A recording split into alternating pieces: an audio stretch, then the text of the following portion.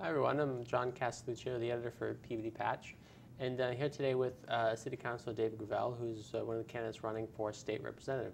Thanks, Dave, for being here with us, and wanted to give you an opportunity to tell.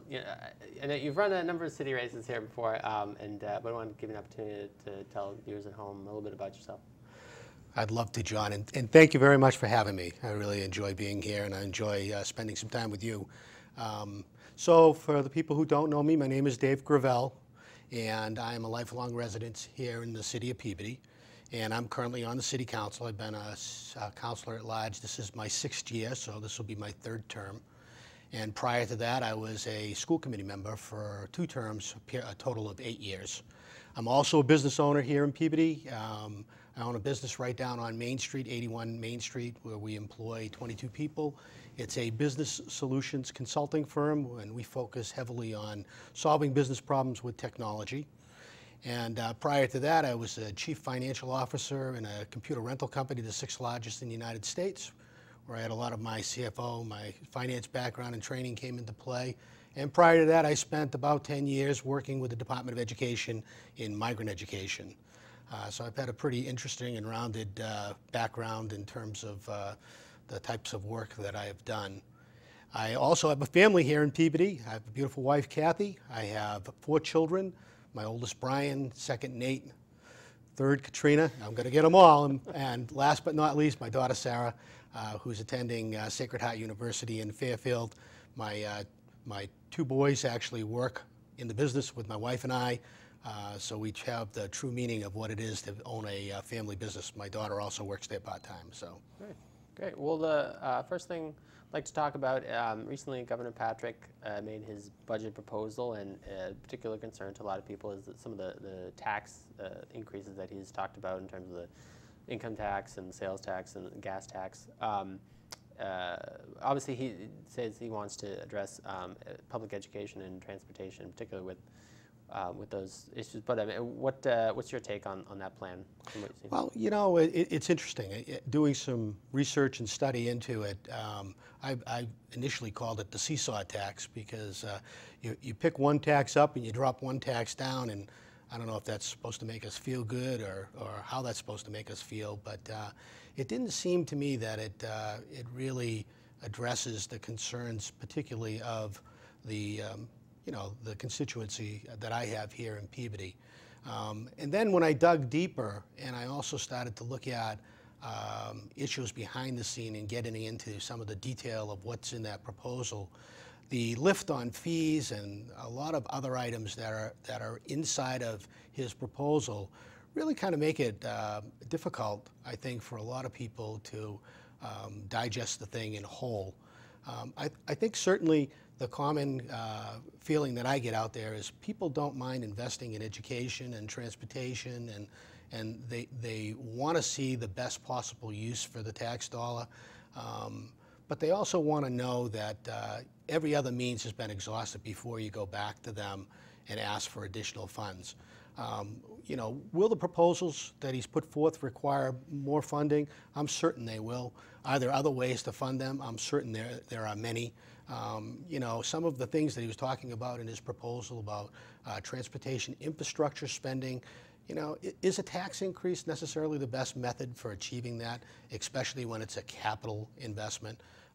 So I think there's still a lot of discussion and debate that's going to have to go on before anyone can say whether they're for or against it. I can tell you on the outset that it looks rather onerous, particularly to the business owners and individuals.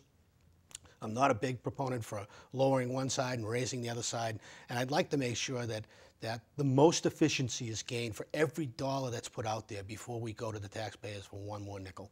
Sure. Well, how then do you think would be better, I guess, spent, looking at public education and infrastructure? I mean, are those areas that you agree that are important to focus on, or do you think that... I think, public education and infrastructure are probably the 2 most important things that we deal with. I mean, I don't think there's a parent out there who would disagree with me. I don't think anybody that drives the roads and crosses the bridges that are crumbling would probably feel the same way. But I think, you have to take a balanced approach to everything when it comes to investing the public's money. And you have to look at all areas, and are there areas, like for instance, one particular area that interests me, the lack of sales tax on internet purchases. Is that something that can be somewhat of a gap narrower in the whole proposition of how much more can be spent on education? Companies like Amazon are finally stepping up to the plate and agreeing that they should be charging and remitting sales taxes in Massachusetts, but they don't currently. So what will that bring to the table? And I think those are the avenues that have to be explored, not necessarily right now adding additional taxes to any one individual. And across the board, income tax increase is very difficult for any constituent in my area. Right. Sure. Well, the other next thing I want to go into is in terms of state aid. Obviously, it's related to taxes, but I mean, Peabody has been losing, or along with a lot of other cities and towns, state aid over the years. I think it's down about $3.5 million since 2007. I mean, obviously that's a big chunk of the budget, about 20%. I mean, as a legislator, how do you address that concern?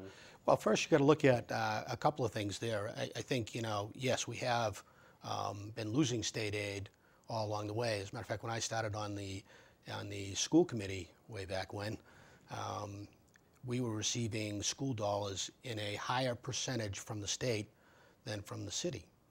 And now it's been equalized to the portion, actually at this point in time, you would say it's probably a little higher on the city side contribution from the state. So it's almost gone in the opposite direction. And a lot of that has to do with the funding formula itself. And I think Peabody, unfortunately, sometimes gets a bad rap because it's got good fiscal controls in place. So we got a great bond rating, we got a good reserve, and we're underneath our levy limits. So there's not a lot of attention paid to us from the perspective of how much more can we gain and what do we actually need. And it's almost like being punished for managing properly. So, part of the role of the legislature here, whoever goes here from Peabody to the state, is to bring the message that just because we're managing ourselves well doesn't mean that we need less. It means that we need our fair share of support. And we need to look at those funding formulas very carefully to discern why it is that Peabody gets just the percentage that it gets and why it can't get more. Okay. The next thing I want to talk about is, I mean, how do you improve the local economy? Obviously, jobs are still a concern for a lot of people who are either unemployed or underemployed. You're talking about bringing in new business. I mean, how do you address that as a legislator? Well, I think first you address it at the local level, and I think Mayor Betancourt's doing a great job of that. Sitting on his economic development committee inside of his administration and actually spending time learning about revitalizing the downtown as well as the Centennial Park.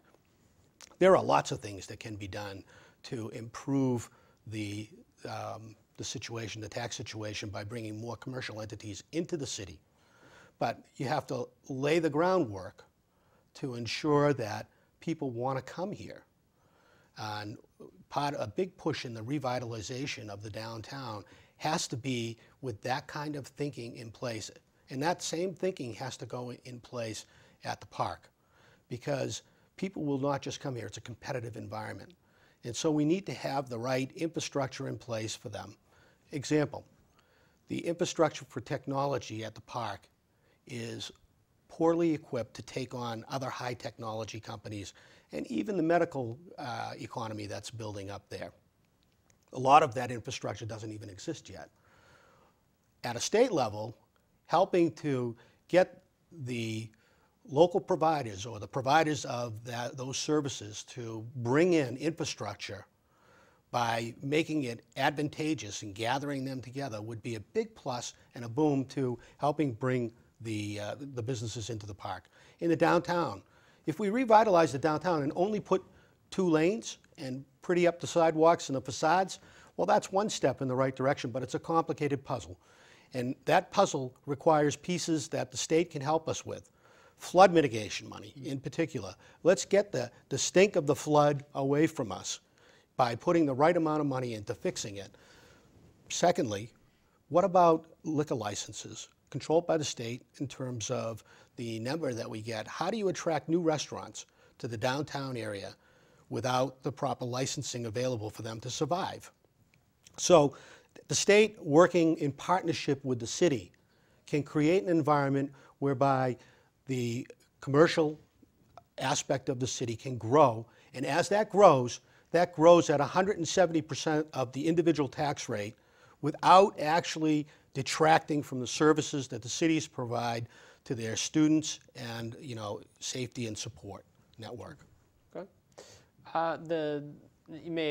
This may be sort of a little bit repetitive for you, but I mean, what's sort of the big issue that you want to work on? If you're elected, you get Beacon Hill. What's sort of the big issue for Peabody that you want to make sure to work on? Well, I want to make sure Peabody's heard. I want to make sure because, with Fred Berry gone, and Fred did an amazing job at bringing money into the city.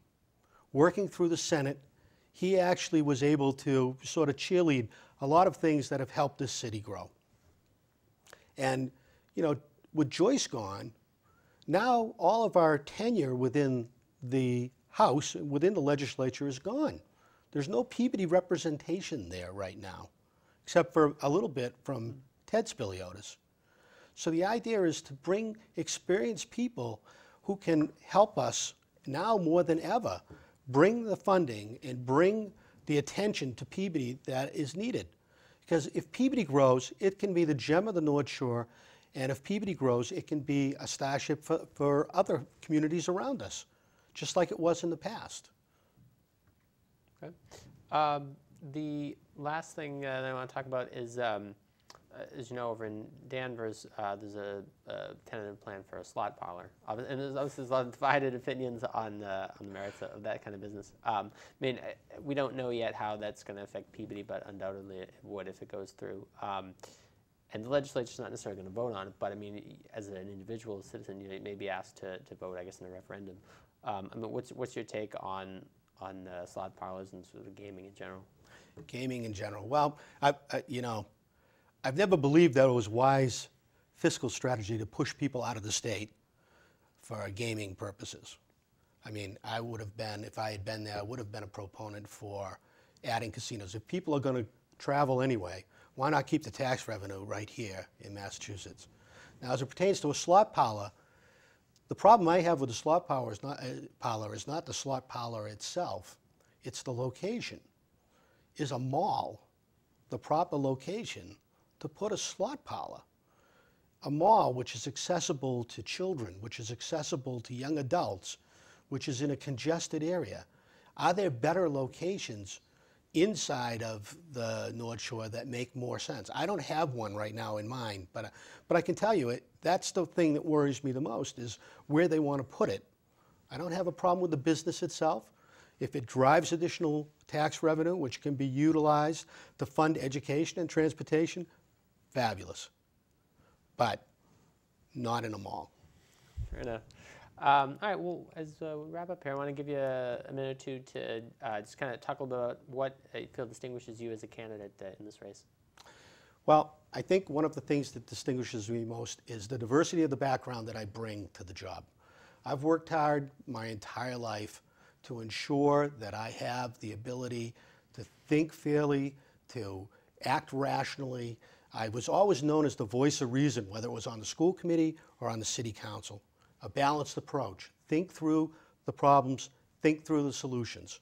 I think I represent a strong choice and a strong voice for the city of Peabody.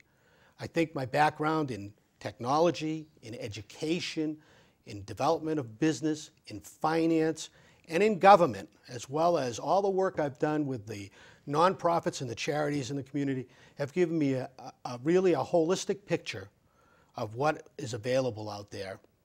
And I want to bring that knowledge and attention with me to the State House to support the citizens of Peabody as their voice has to be heard. We need a voice there. I think I'm that voice. April 2nd's coming, and I know it's going to be a low turnout, so every vote is going to count. And I'm asking you tonight, please give me your vote, and I will make you proud that Peabody is listened to at the State House. Thank you, Dave. Just want to say for the viewers at home, there's a primary March 5th, but because Dave's here as an unenrolled candidate, he's not going to be on the ballot, but he will be on the April 2nd ballot and be facing Beverly Griffin Dunn as a Democrat and the winner of the Republican primary, either Greg Bunn or Leah Cole. Thanks again, Dave, for being here. John, it's been a pleasure, and thank you for inviting me. Again, I appreciate it very much. Thank you.